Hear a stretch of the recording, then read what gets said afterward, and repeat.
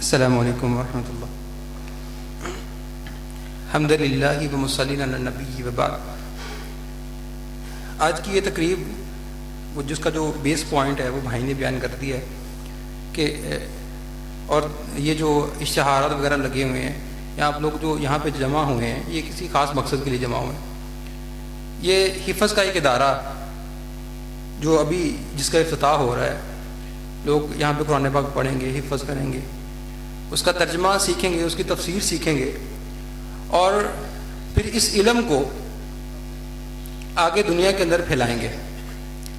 تو اس مسجد کے ایک چھوٹے سے طالب علم جن کا نام عبداللہ ہے، انہوں نے کچھ احادیث یاد کی ہیں، تو میں ان کو دعوت دیتا ہوں کہ وہ آئیں اور احادیث نبوی صلی اللہ علیہ وسلم آپ لوگوں کے سامنے بیان کریں. قال رسول اللہ صلی اللہ علیہ وسلم ان الدین یسر.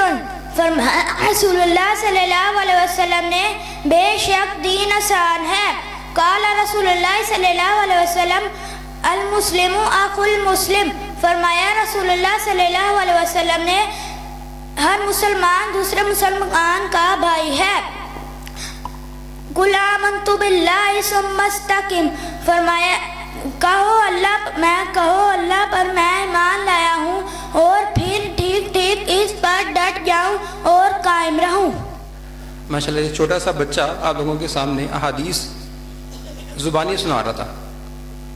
اور حیرانگی کی بات یہ ہے کہ جب بچہ چھوٹا ہوتا ہے نا، وہ مسجد کے اندر آتا ہے، وہ جب لوگوں کو دیکھتا ہے کہ حافظ صاحب پڑھ رہے ہیں یا لوگ ان کے پاس بیٹھے ہیں سن رہے ہیں، کوئی ایک سسٹم ایک چل رہا ہے، وہ سب سے تھوڑا سا فوقیت حاصل رکھتے ہیں، وہ آگے امامت کرواتے ہیں، تو اس کا شوق ہوتا ہے کہ وہ بھی آگے بڑھے.